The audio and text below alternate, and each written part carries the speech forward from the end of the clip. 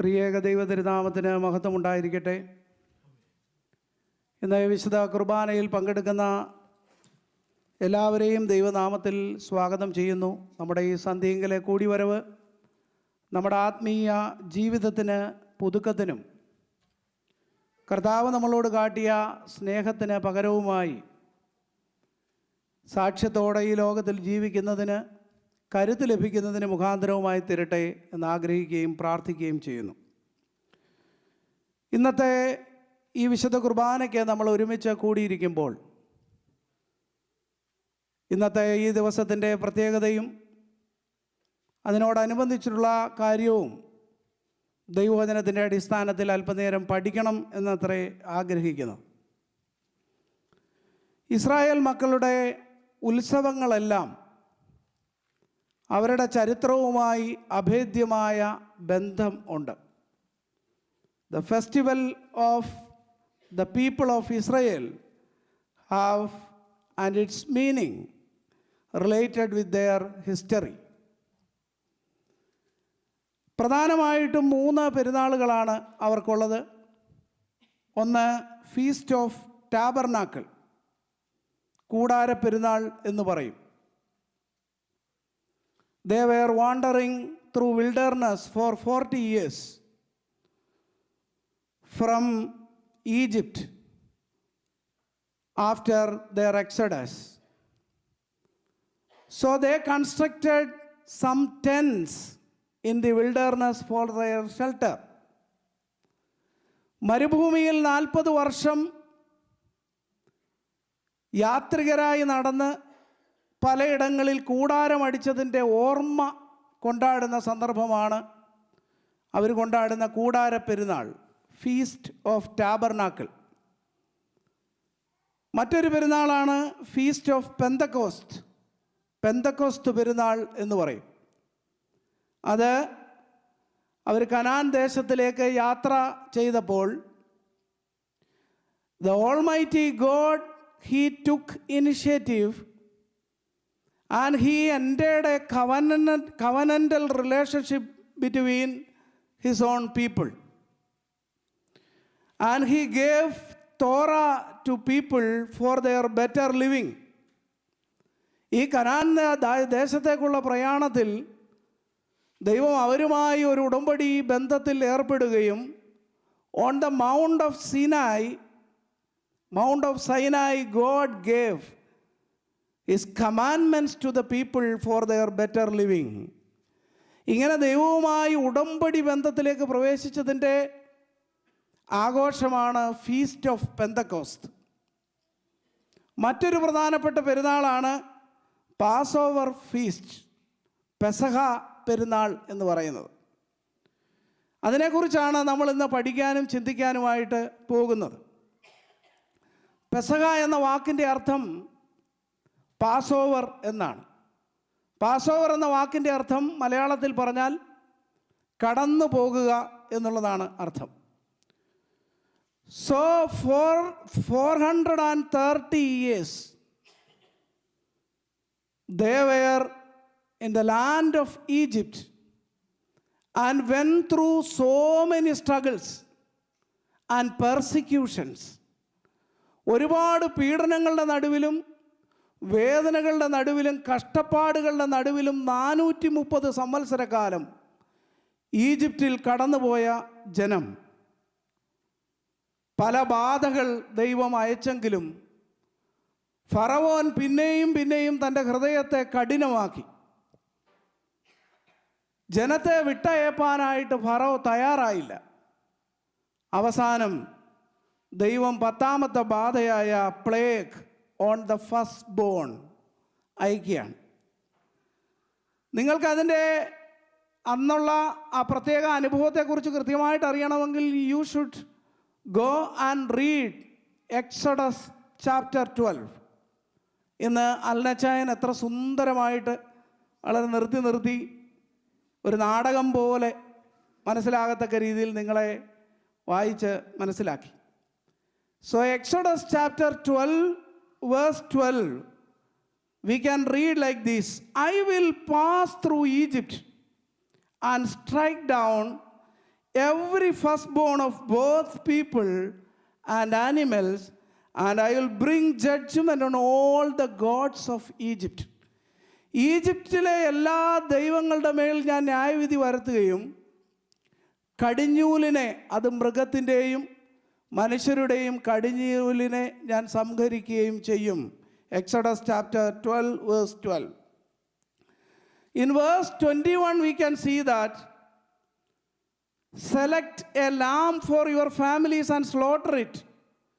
Take a bunch of hyssop, dip it into the blood, and put some of the blood on the top and both sides of the door frames. നിങ്ങൾ എന്ത് ചെയ്യണം? ഓരോ കുടുംബത്തിൻ്റെയും എണ്ണം അനുസരിച്ച്, according to the members of the family, you select a lamb and slaughter it. എന്നിട്ട് അതിൻ്റെ രക്തം ഒരു ബേസിനിൽ, ഒരു കിണ്ണത്തിലെടുത്ത്, ഈസോപ്പ് തണ്ട് അതിൻ്റെ ഒരു കെട്ട് എടുത്ത് ഈ രക്തത്തിൽ മുക്കി നിങ്ങൾ കട്ടിള മേലും അതിൻ്റെ കുറുമ്പടി മേലും നിങ്ങൾ പുരട്ടണം. Verse 23.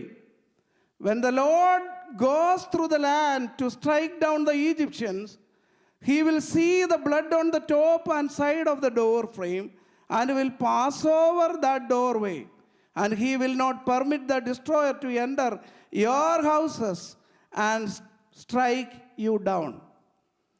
അപ്പോൾ സംഹാരദൂതൻ പോകുമ്പോൾ ഈ രക്തം നിങ്ങളുടെ ഭവനത്തിൽ പുരട്ടിയിരിക്കുന്നത് കാണുമ്പോൾ നിങ്ങളുടെ ഭവനത്തെ ഒഴിവാക്കി കടന്നു പോകും എന്നാണ് ഇസ്രായേൽ മക്കളോട് ചെയ്യാനായിട്ട് കൽപ്പിച്ചിരിക്കുന്ന കൽപ്പന.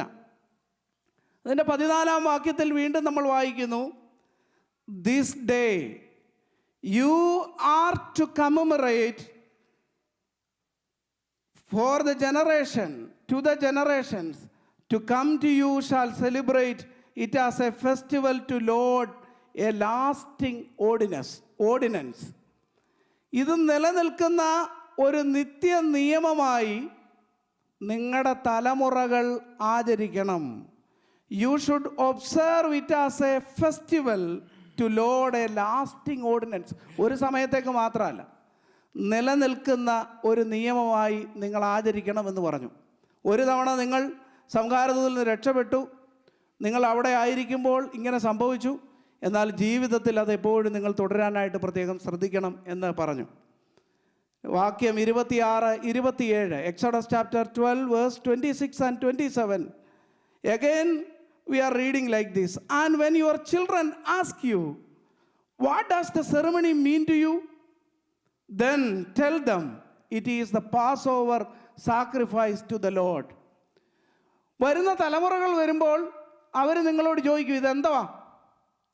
ഉടനെ അവരോട് പറയണം, ഇത് it is the Passover sacrifice to the Lord. ഇത് പെസഹ യാഗമാണ് എന്ന് നിങ്ങളുടെ തലമുറകൾക്ക് നിങ്ങൾ പറഞ്ഞു കൊടുക്കണം എന്ന് പ്രത്യേകമായിട്ട് ഏർപ്പെടുത്തി. അങ്ങനെ തലമുറ കൈമാറി അണയാതെ അവർ സൂക്ഷിച്ച അവരുടെ പെരുന്നാളാണ് പെസഹ പെരുന്നാൾ. പിന്നിട്ട തലമുറകളോട് ഓരോരുത്തരോടും അവർ പണ്ട് നടന്ന കഥകളൊക്കെ പറഞ്ഞു കൊടുക്കും. നമ്മുടെ പിതാക്കന്മാരും ഒക്കെ, you have to share your past days to your younger generations, and they are thinking that you are born and bought of here. You struggled a lot in your homeland and struggled a lot and came here, and share your feelings and the struggles which you went through. You have to share your feelings to your younger generation so that they can understand very close, or they can understand you in a very meaningful sense. അപ്പനെയും അമ്മയെയും അപ്പച്ചനെയും അമ്മച്ചിയും ഒക്കെ കുറത്ത് അടുത്തറിയാനായിട്ട് സാധിക്കും. എത്രമാത്രം കഷ്ടതകളിലൂടെ അവർ കടന്നു പോയിട്ടാണ് ഈ ലാൻഡിൽ ജീവിതത്തെ കെട്ടുപണി ചെയ്തതെന്ന് അവർക്ക് മനസ്സിലാക്കാനായിട്ട് സാധിക്കും. ഇതേ രീതിയിലാണ് പറഞ്ഞു കൊടുക്കുന്നത്.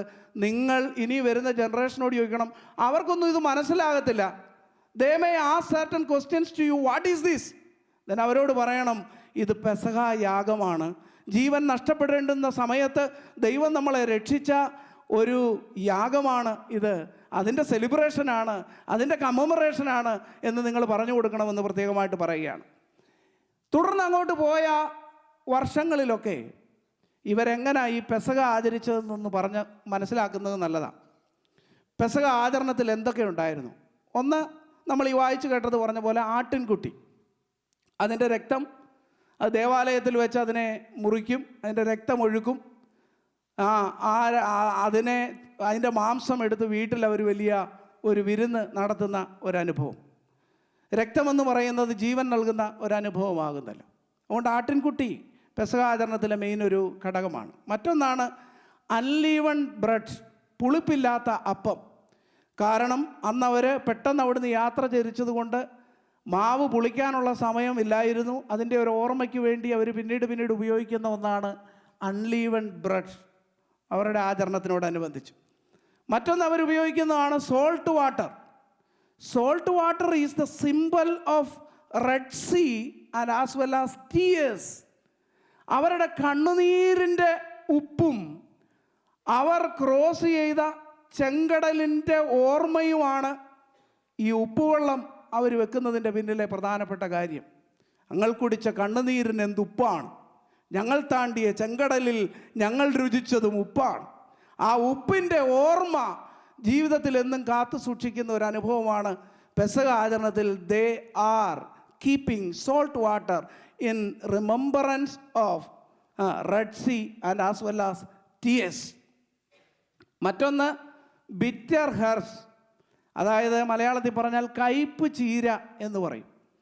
കയ്പ് ചീര എന്തിനാണ് അവർ ഉപയോഗിച്ചത്? അവരനുഭവിച്ച ബിറ്റർനെസ്സിനെ കുറിക്കുന്നതാണ് ആ കയ്പ് ചീര. ഞങ്ങൾ മിസ്രൈമിയ ദേശത്ത് ഒരുപാട് കഷ്ടതകൾ അനുഭവിച്ചപ്പോൾ കയ്പിൻ്റെ അനുഭവത്തിലൂടെ ഞങ്ങൾ കടന്നു പോയതാണ്. ആ കയ്പിനെ ഓർക്കാൻ വേണ്ടിയാണ് അവർ ബിറ്റർ ഹെർബ്സ് അവർ ഉപയോഗിക്കുന്നത്. മറ്റൊന്ന് അവർ പെസക ആചരണത്തിൽ ഉപയോഗിച്ചിരുന്ന മറ്റൊരു കാര്യമാണ് ഫ്രൂട്ട് പൾപ്പ്. വിവിധ പഴങ്ങളുടെ പൾപ്പ് അവരുപയോഗിക്കും. അതെന്തിനെ സൂചിപ്പിക്കുന്നതെന്നറിയാമോ? അതായത് അവിടെ അവർ കഷ്ടപ്പെട്ട് പണി ചെയ്തത്, പ്രധാനമായിട്ട് ചെയ്ത പണി എന്തുവാണെന്നറിയാമോ? മണ്ണ് കുഴച്ച് ഇഷ്ടിക ഉണ്ടാക്കുക.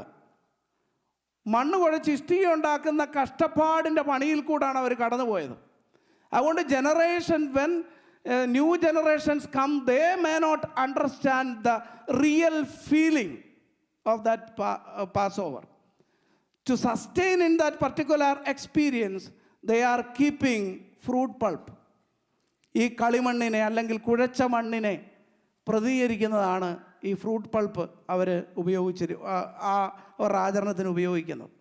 മറ്റൊന്ന് കുടിക്കാനായിട്ട് വീഞ്ഞും അവർ കരുതിയിരുന്നു. അത് ദൈവത്തിൻ്റെ വാഗ്ദത്തത്തെ സൂചിപ്പിക്കുന്നതായിട്ട് അവർ കരുതിയിരുന്നു. ഏകദേശം 10 പേരെങ്കിലും പെസക ആചരണത്തിന് ഉണ്ടായിരിക്കണമെന്നുള്ളത് അവരുടെ നിർബന്ധമായിട്ടുള്ള ഒരു കാര്യമാണ്.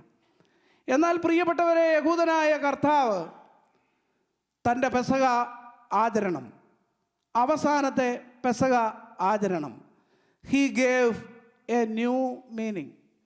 സുവിശേഷകാരനായ യോഹന്നാൻ എഴുതിയ സുവിശേഷത്തിൽ അദ്ദേഹം പെസക കുഞ്ഞാട് അറുക്കപ്പെട്ട ദിവസം കാൽവറി ക്രൂശിൽ അനേകരുടെ പാപ പരിഹാരമായി കർത്താവ് ബലിയായി എന്നാണ് അദ്ദേഹം രേഖപ്പെടുത്തിയിരിക്കുന്നത്.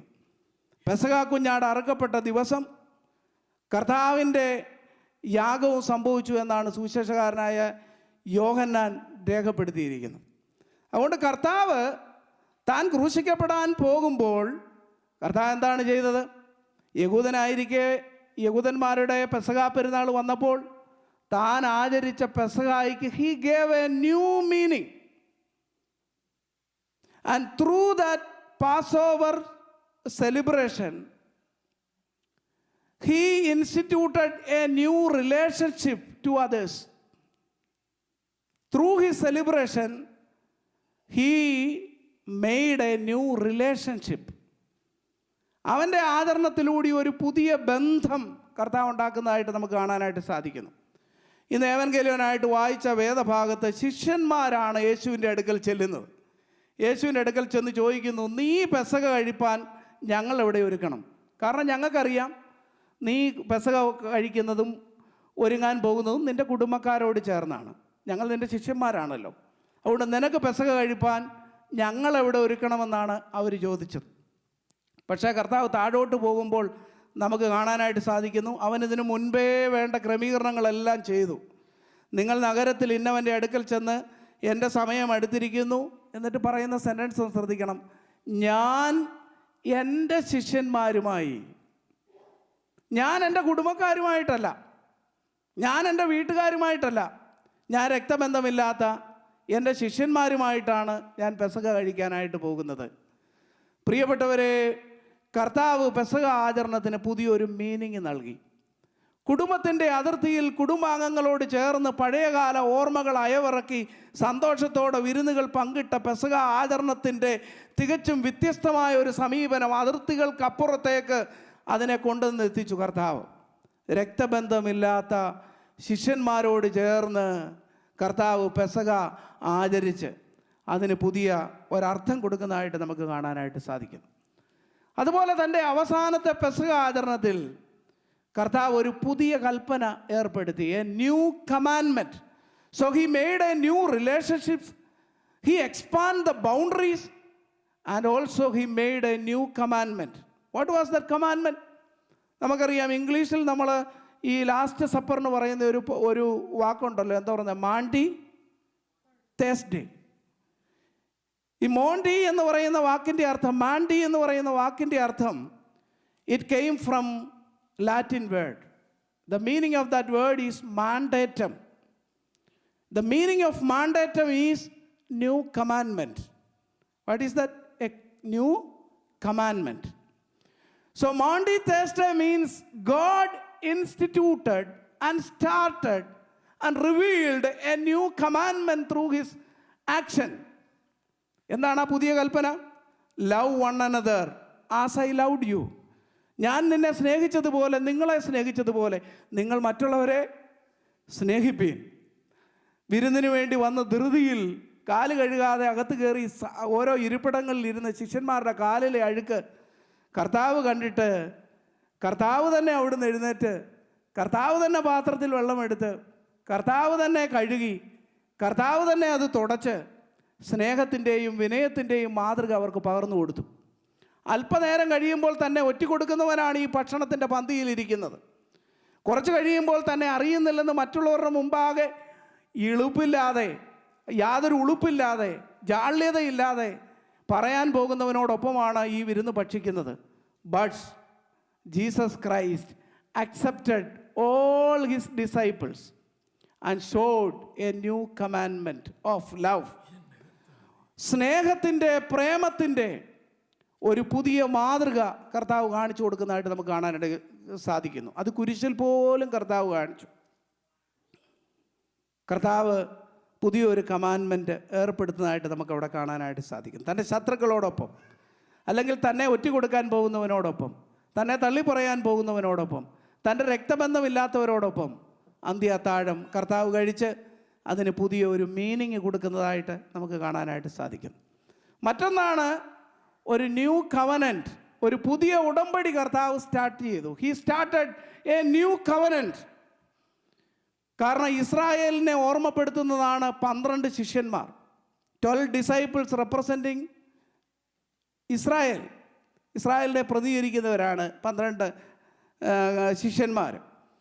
തൻ്റെ രക്തത്തിലൂടെ, താൻ ക്രൂശിൽ യാഗമായതിലൂടെ പാപത്തിൻ്റെ ചങ്ങലയിൽ ബന്ധനസ്ഥരായിരുന്ന മനുഷ്യരെ അവൻ വിടുവിച്ചു. അവരെ റോയൽ പ്രീസ്റ്റ്ഹുഡാക്കി അവൻ മാറ്റി, വിശുദ്ധ ജനമാക്കി മാറ്റി, രാജകീയ പുരോഹിത വർഗമാക്കി മാറ്റി, ഹോളി പീപ്പിളാക്കി മാറ്റി. He transformed the whole humanity as the royal priesthood through his atoning sacrifice. That was the new covenant.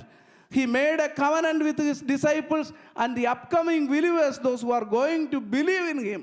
He started a new covenant. As Lord made a covenant on the Mount Sinai with his people, here Jesus Christ made a new covenant with his disciples as well as the believers, those who are going to believe in him.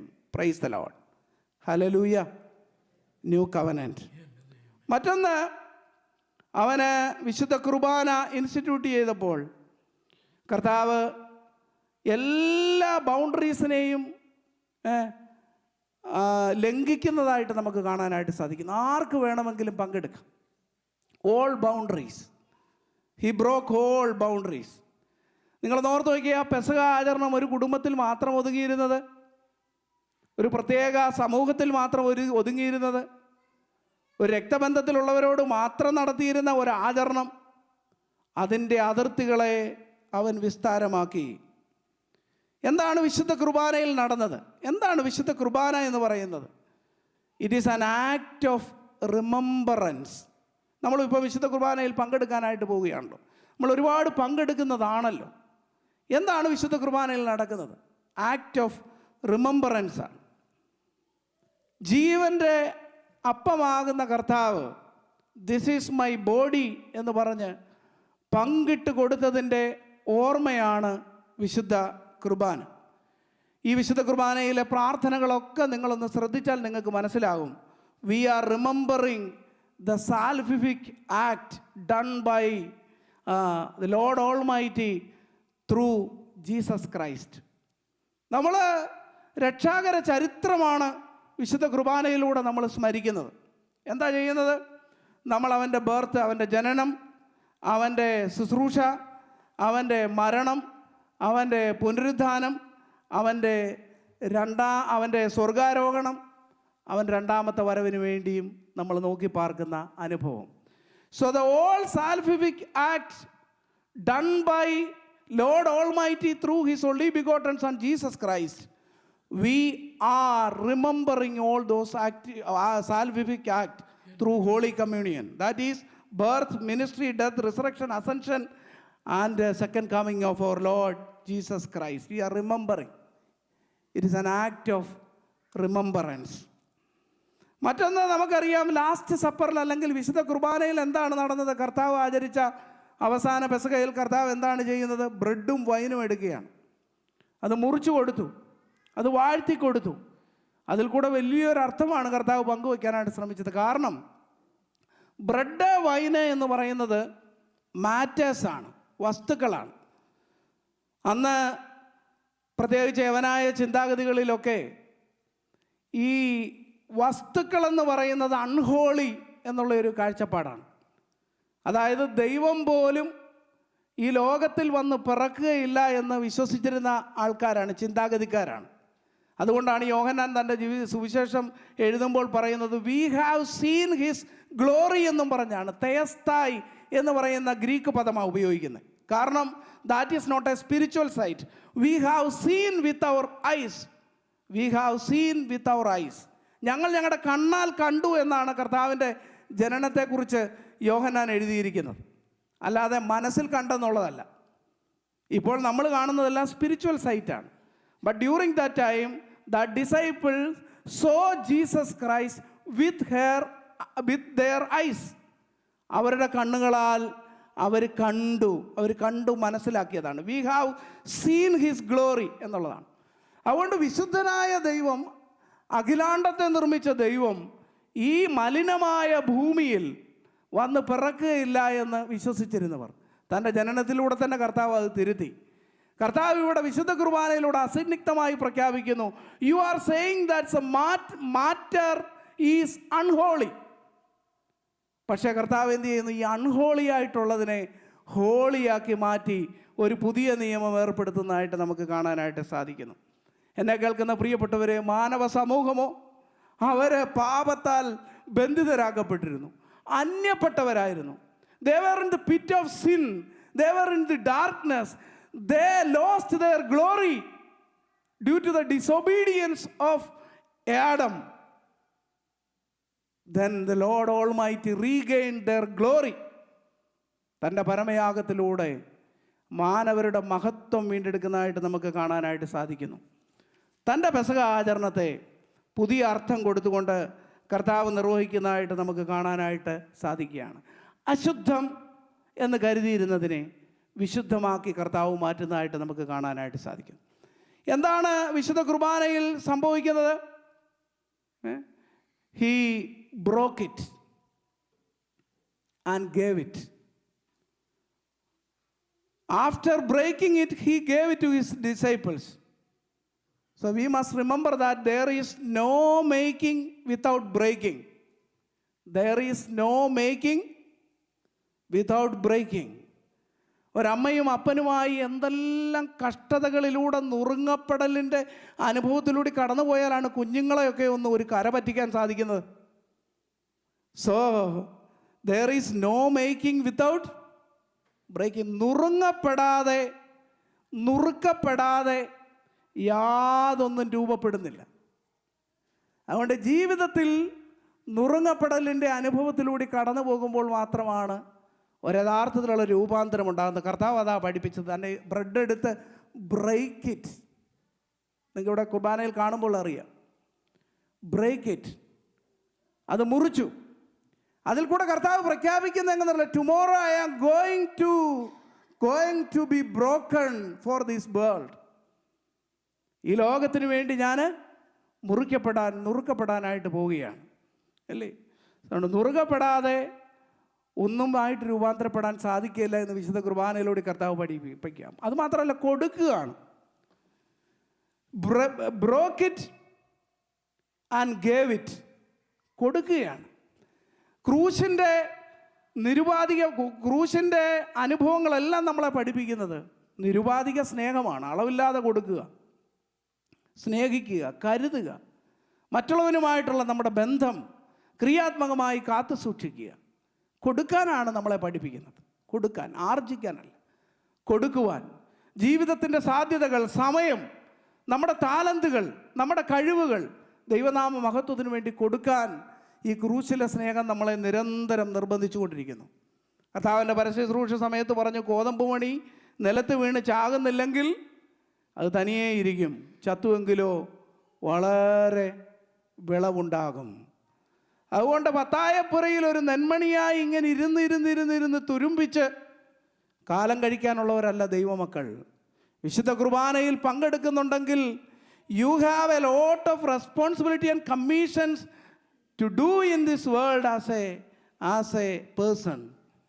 ഞാൻ ഇന്നലെയും പറഞ്ഞു, താലന്തുകളുടെ കാര്യം പറഞ്ഞപ്പോൾ പറഞ്ഞു, ഈ ലോകത്തിൽ ദൈവം തന്നിരിക്കുന്ന ആയുസ് അത് ദൈവനാമ മഹത്വത്തിന് വേണ്ടി ഉപയോഗിപ്പാൻ ദൈവം നമ്മളെ വിളിച്ചിരിക്കുകയാണ്. ഇരുന്നൊരു കോതമ്പോണിയായിട്ട് എത്ര നാൾ വേണേലും ഇരിക്കാം, ആ പത്തായപ്പുരയിൽ ഇരിക്കാം, എന്നാൽ അല്ലെങ്കിൽ അവിടെ ഇരുന്ന് കഴിഞ്ഞാൽ ഇരിക്കും, എന്നാൽ അത് നിലത്ത് വീണ് കഴിയുമ്പോഴാണ് അതിന് വളരെ വിളവുണ്ടാകുന്ന ഒരനുഭവം ഉണ്ടാകുന്നത്. പ്രിയപ്പെട്ടവരെ, ഞാൻ അവസാനിപ്പിക്കുകയാണ് പ്രസംഗം. നമ്മൾ ഈ വിശുദ്ധ കുർബാനയിലൂടെ സ്മരിക്കുന്ന മറ്റൊരു സുപ്രധാനമായ കാര്യമുണ്ട്. എന്താണെന്നറിയാമോ? We are awaiting for his second coming. ഓരോ വിശുദ്ധ കുർബാന നാം അനുഷ്ഠിക്കുമ്പോഴും നമ്മൾ പ്രഖ്യാപിക്കുകയാണ്, Lord, we are awaiting for your second coming. We believe that you will reveal one day. ഞാനിവിടെ സന്ധ്യാനമസ്കാരത്തിന് ആദ്യത്തെ ദിവസം പ്രസംഗിച്ചപ്പോൾ ഞാനത് ആദ്യത്തെ ദിവസവും രണ്ടാമത്തെ ദിവസവും ഞാൻ പറഞ്ഞപ്പോൾ പറഞ്ഞു, പ്രവാചകന്മാരിൽ കൂടെ ദീർഘനാളുകൾ മുമ്പ് ഫ്ലയർ ഇറക്കി ദൈവം ത്രൂ പ്രോഫസി, അല്ലേ? ഐസായ ഒക്കെ പ്രവചിച്ചു, കർത്താവ് അവതരിക്കുന്നതിന് ദീർഘനാൾ മുമ്പ് ഇതുപോലെ മശിക പിറക്കും എന്നുള്ളതിനെ പ്രവാചകൻ മുൻകുറിയായിട്ട് അവതരിപ്പിച്ചു. അതാണ് നോട്ടീസ്, അതാണ് ഫ്ലയർ. അത് കഴിഞ്ഞ് എത്രയോ വർഷങ്ങൾ കഴിഞ്ഞാണ് കർത്താവ് അവതരിക്കുന്നത്. ഇപ്പോൾ ഈ വിശുദ്ധ വേദപുസ്തകത്തിലൂടെ അസന്നിഗ്ധമായി നമ്മളോട് പറയുന്നു, he will come again. Some people, we are not believing that, we are not concerning that. ഞാൻ പറഞ്ഞല്ലോ, വരുന്ന ആളുടെ ഒരു ശ്രേഷ്ഠത കൊണ്ട് ദീർഘനാളുകൾക്ക് മുമ്പ് പറഞ്ഞിരിക്കുന്നതേ ഉള്ളൂ. ഞാൻ അതിന് ഉദാഹരണം പറഞ്ഞു. ഇവിടുത്തെ ട്രംപ് ഇന്ത്യ സന്ദർശിച്ചാൽ ഒരു 3-4 മാസം മുമ്പെങ്കിലും പറയും. എന്താ പറയും? 4 മാസത്തിന് ശേഷം ട്രംപ് അവിടെ വരുന്നു. ചിലപ്പോൾ സന്തോഷത്തിനാണ് വരുന്നതെങ്കിൽ ഇന്ന് പറഞ്ഞാലും മതി, കാരണം എനിക്ക് വലിയ വിലയൊന്നും ഇല്ലാത്തതുകൊണ്ട് നാളെ അങ്ങ് ചെന്നാൽ മതി. അല്ലെങ്കിൽ ഒരു മണിക്കൂർ കഴിഞ്ഞ് വരുമെന്ന് പറഞ്ഞാൽ അതിനും വലിയ നോട്ടീസ് അടിച്ചിറക്കേണ്ട ആവശ്യമൊന്നുമില്ല, കാരണം വിലയില്ല അത്രയും. അതേസമയം ട്രംപ് ഇപ്പം ചെല്ലുമെന്ന് പറഞ്ഞാൽ കുറേ നാൾ മുമ്പ് പറയും. അങ്ങനെയാണെങ്കിൽ ഈ വരുന്ന ആളുടെ വില അനുസരിച്ചാണ് എത്ര നാൾ മുമ്പ് പറയുന്നതെന്ന് വിചാരിക്കുന്നത്. മനസ്സിലാകുന്നുണ്ടോ? അപ്പോൾ ഇപ്പോഴേ ഫ്ലയറൊക്കെ അടിച്ചെല്ലാം റെഡി ആയിട്ടിരിക്കുക. നിങ്ങൾ ഈ വർഷങ്ങൾ നീണ്ടുപോകുന്നെന്ന് കരുതി ദുഃഖിക്കുകയേ വേണ്ട. ഞാൻ എൻഡ് ടൈംസ് ആൻഡ് സയൻസിനെ കുറിച്ചന്ന് പറഞ്ഞപ്പോൾ ഞാൻ അവരോട് ഇപ്പോൾ ഇവിടെ പ്രസംഗിച്ചപ്പോൾ പറഞ്ഞത്, ഈ കാണുന്നതെല്ലാം ബർത്ത് പെയിൻസിൻ്റെ സയൻസ് മാത്രമാണ്, നോട്ട് ആൻ എൻഡ്. ഈ വരുന്ന ആൾ ഇച്ചിരി ചില്ലറക്കാരനല്ലാത്തത് കൊണ്ട് കുറേ നാൾ മുമ്പ് നോട്ടീസ് അടിച്ചിറക്കിയിരിക്കുന്നതെന്ന് മാത്രമേ ഉള്ളൂ.